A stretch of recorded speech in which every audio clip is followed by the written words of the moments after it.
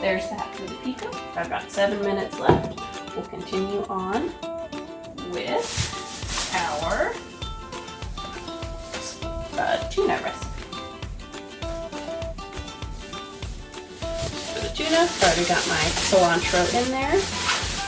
I've got my avocados.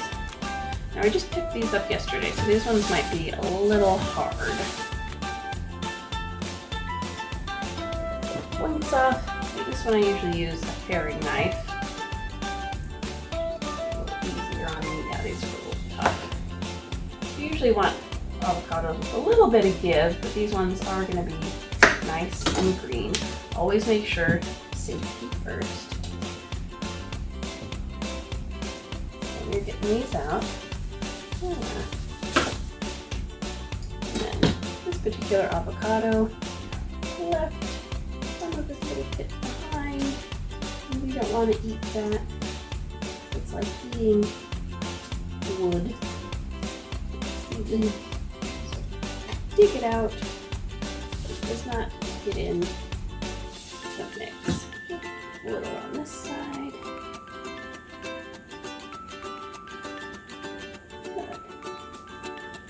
And then very lightly, usually just pre-slice in here. Now this is probably best to do on the cutting board.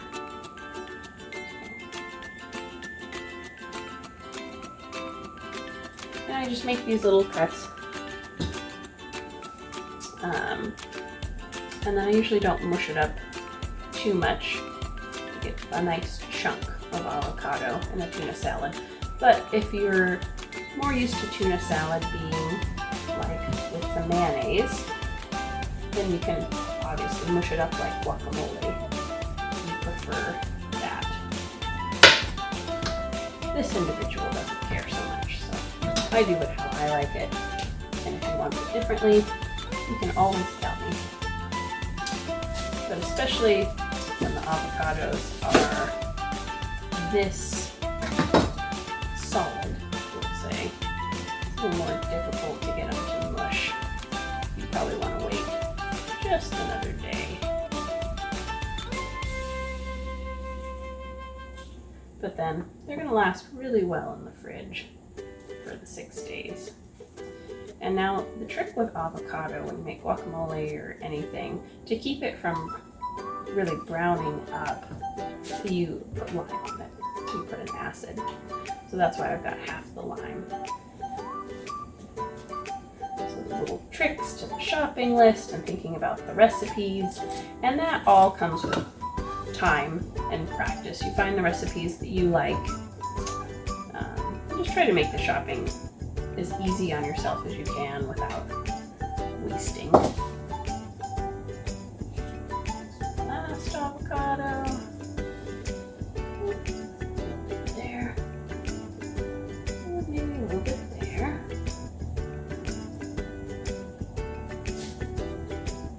Make sure that doesn't get in.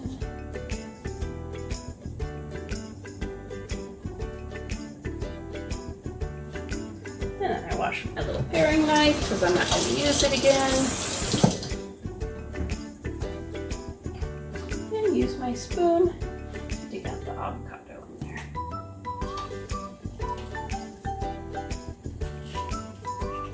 Now I'm watching my clock. I've got about 3 minutes before I turn the broil on the chicken.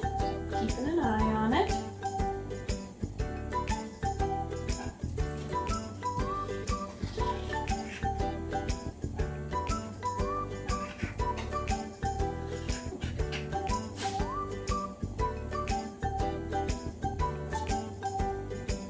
Also, with this tuna salad, you can use any seasoning that you like.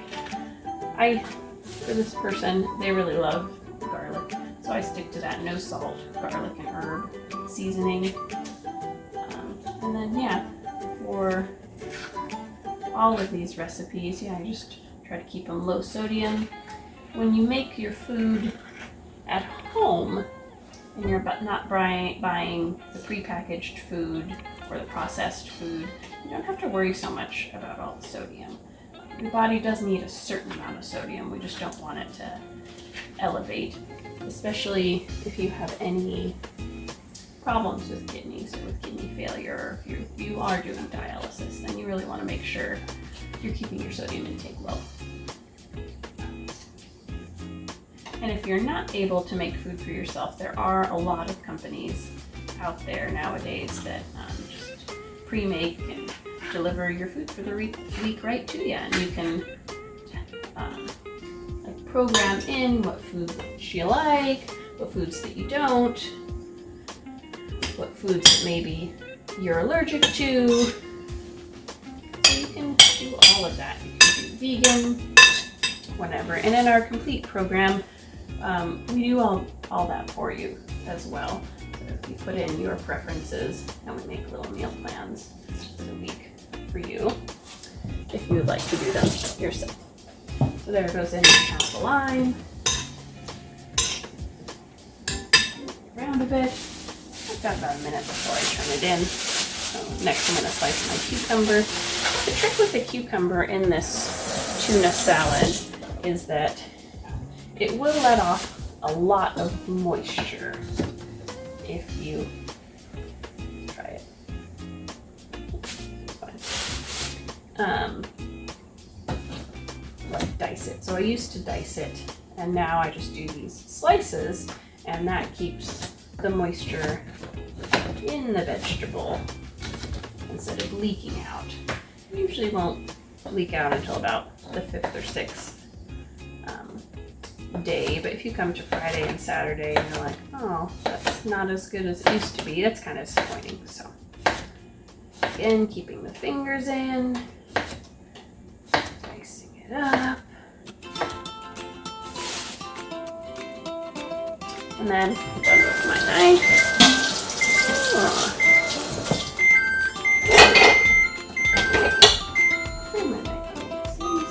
Thank you. Now I'm going to check my chicken first, just by eyesight. Turn to the light, look at it. Looks pretty nice. I'm gonna take the bake off, turn it on to oil on high, and then I just watch my timer. So it's 12:41 now, so about 43, 44. I'll take it out again to let it sit. Oven mitt.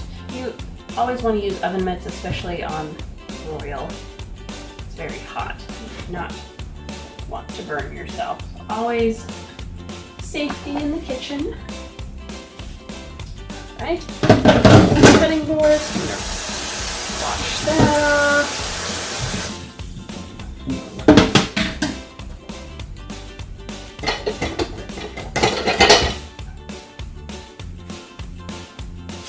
And then with these, I'm going to keep one of my little bags for the tuna fish containers. I don't like to run to the garbage can each time.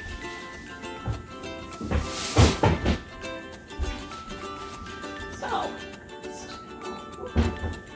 watching. It's kind of bubbling. It looks really pretty. Watch on that. There.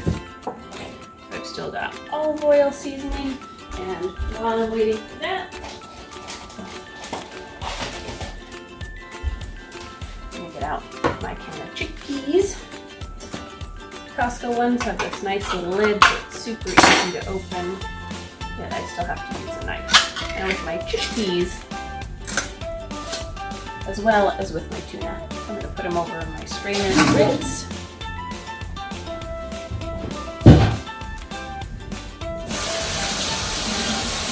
And you can always do chickpeas from dried as well. All you need to do with the chickpeas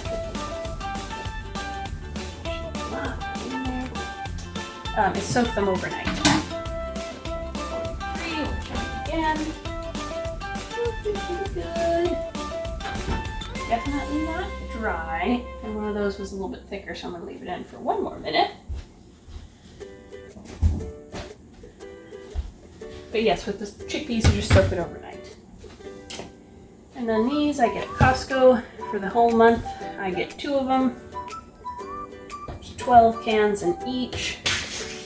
When we looked at the shopping list, the price is not bad.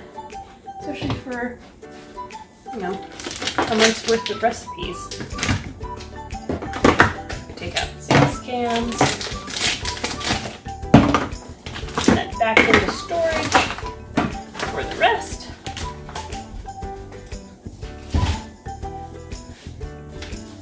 Always like to clean as I go. Broil. So I'm going to take out my chicken now. And as you will see, definitely some browning, bit some caramelization. Put that on the edge of the sink, always being careful, always being cautious. Then we're going to take our meat thermometer, turn it on. Chicken should be cooked to an internal temperature of 165. So I usually eyeball and look for my thickest piece of chicken and stick it in to about halfway. You don't want to put it all the way down at the bottom because obviously the pan is going to be very hot. You want correct internal reading chicken. It usually takes a while. It's going up and up, 140, 144, 147, 150. So we just keep watching. That was a little smoky in here because of the caramelization, so you can always have the fan going. Just about to 165. Just like to make absolutely sure that it gets there.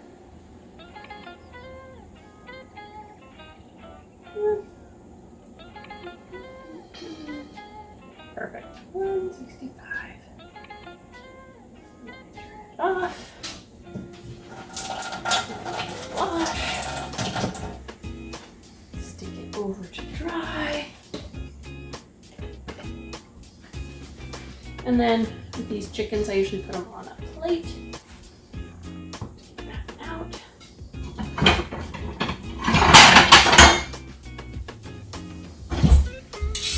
I just take my tongs and let them sit for about, well, you can let them sit for 5 minutes, especially if you're doing this for dinner or something. Sitting for about 5 minutes, that way the juices all stay in there really nice. And it is a really lovely looking little dinner. This individual, like I said, likes to eat things on the road. So I put that over there and then I slice it and put it in individual things. Now this, again, still very hot.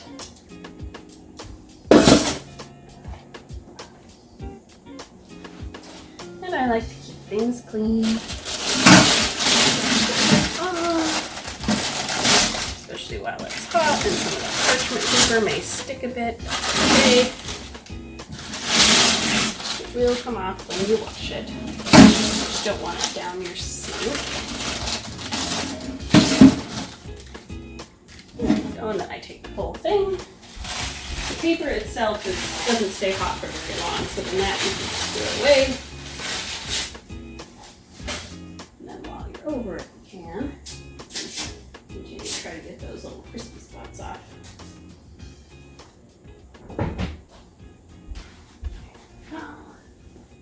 Now I usually would have the fan going, but I'm going to try it after. So, I want you guys to still be able to hear me today, but usually, yes, I would have the fan going.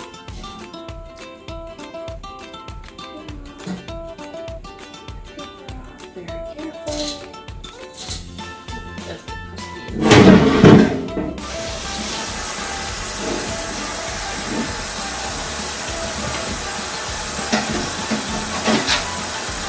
And you just need a little help sticking.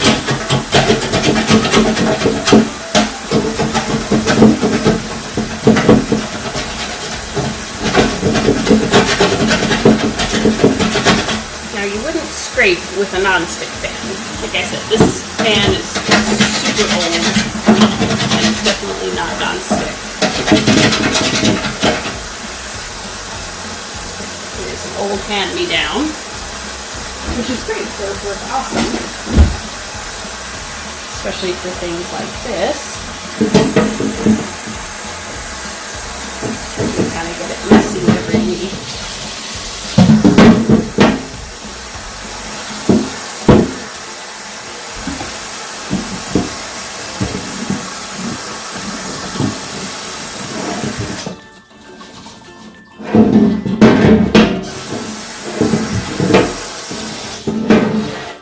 Again, putting that over to dry. Pick up parchment paper pieces. Drop my oven mitt on the floor. Line those back up. Wash my tongs.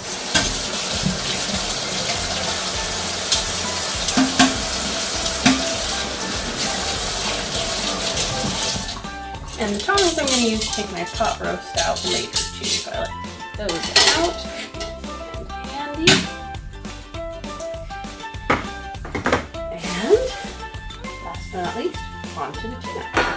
So again, these ones come with a handy little thing, so you don't have to use a can opener. Can opener just takes just a little bit longer. But I've used different tunas before, and you cannot tell the difference. So you use the tuna you like if you're doing this recipe. Super quick. And then for him, I always rinse it too. So I don't like a whole lot of sodium, and sometimes when it sits in the can, it can just sit in some sodium. It is a saltwater fish. Just take it out, put the can in there. On to the next. You want to be careful with some of these because they can be hard to peel off. Could just be that my hands are getting tired. So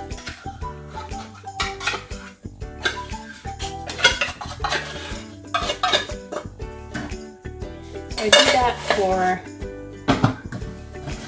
each serving is going to get about a full can of tuna. So 6 cans of tuna.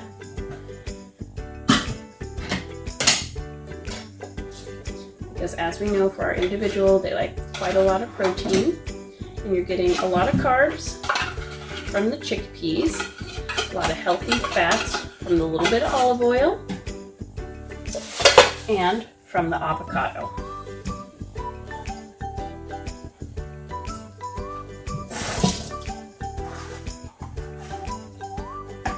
And chickpeas are also a good source of protein. They just happen to have a lot of carbohydrates.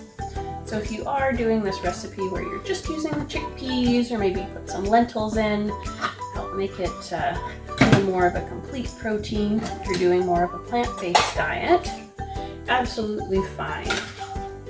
Because with a plant-based diet or even a vegan diet, the ratios are often lower for protein versus carb versus fat for the day. So we had looked at that other food prep for the vegan, and that percentage was 25% protein, which is, this individual, again, if you forget, is about 40% protein for the amount of calories. Everybody's body is a little bit different. Everybody's works a little bit differently. If you are an individual who usually runs better on high protein, switching to more of a plant-based diet, you will go down in your protein intake, but you're still getting, as long as you're getting complete proteins throughout the day, your body should be fine. It might just take a little bit of an adjustment period.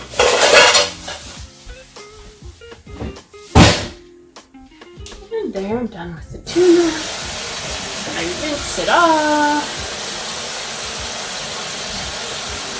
Get all the chunks. Bowl. This might have been a little bit of a small bowl for this. We'll see. And then I let it strain out. Because again, we don't want a whole lot of liquid in these because they're going to be sitting. So I shake it off.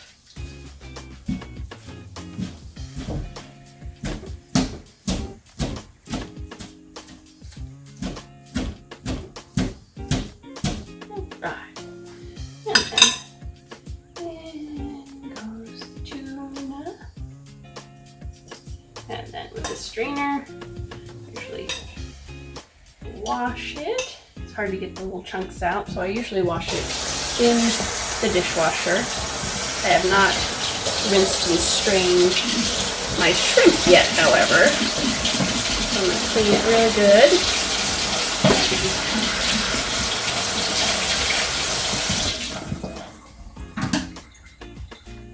And then we'll use it to strain the shrimp. This is almost done. I usually eyeball it again. It's about 2 tablespoons of olive oil. And we're done with that. So that goes. Use that same garlic and herb, no salt seasoning. Some flavor and just a little bit of pepper. I prefer the fresh cracked pepper, but everybody is different.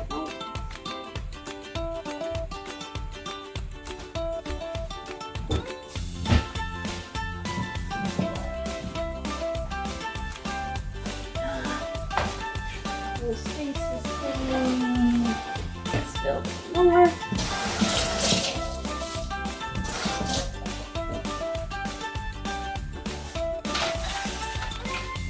Now I've got my 6 Tupperware.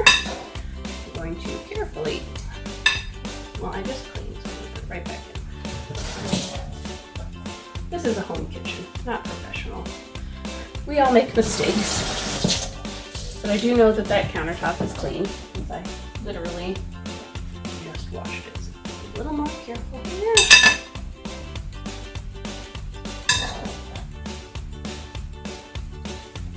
Seasoning mixed. I do have a bigger mixer bowl. Not sure why I didn't use it. This is not the one I usually use for this particular recipe, but it's what I had sitting on the counter after everything's washed. Used. Right. And then with this one makes, one can of tuna. It's quite a lot of food, so it does make quite a lot. Gotta make sure you get some cucumber in each one, some chickpeas, a bunch of tuna.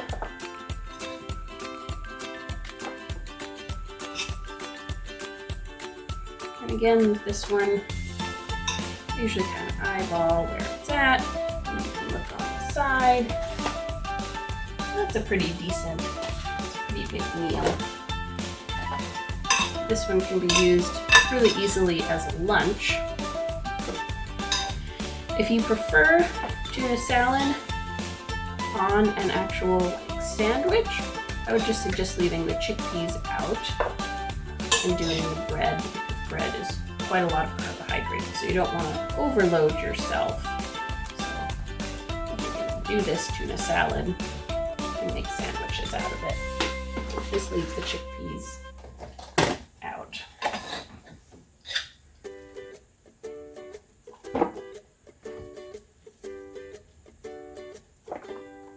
For the bread, the reason I don't make sandwiches too, because sandwiches aren't easy to take and eat on the road, and most people really love them, but the reason we don't is this particular person is also gluten-free. So with that in mind, I usually don't bother getting gluten-free bread. You can. We used to make toast in the morning. You can always switch it up. We might go back to toast, who knows.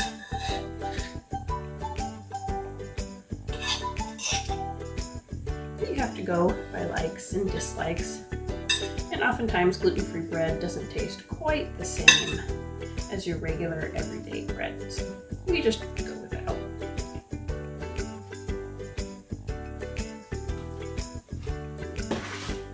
Pull them down even. And then we'll go back if we have extra and add a little more to each one.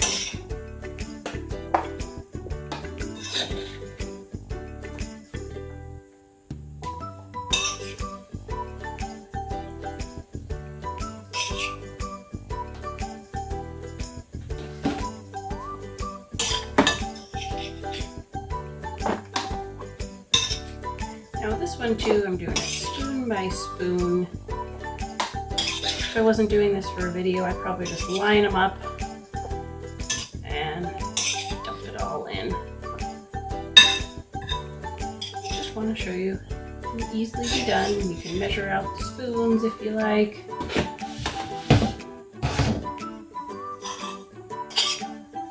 This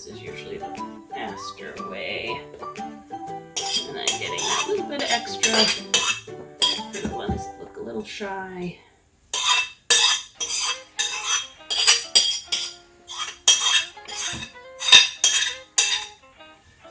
Right. And that I rinse off and stick in the dishwasher.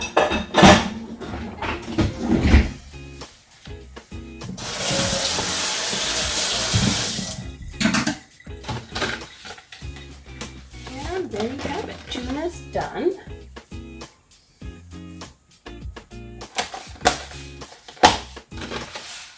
Now I'm going to let that chicken sit for just a bit longer while I rinse out the shrimp.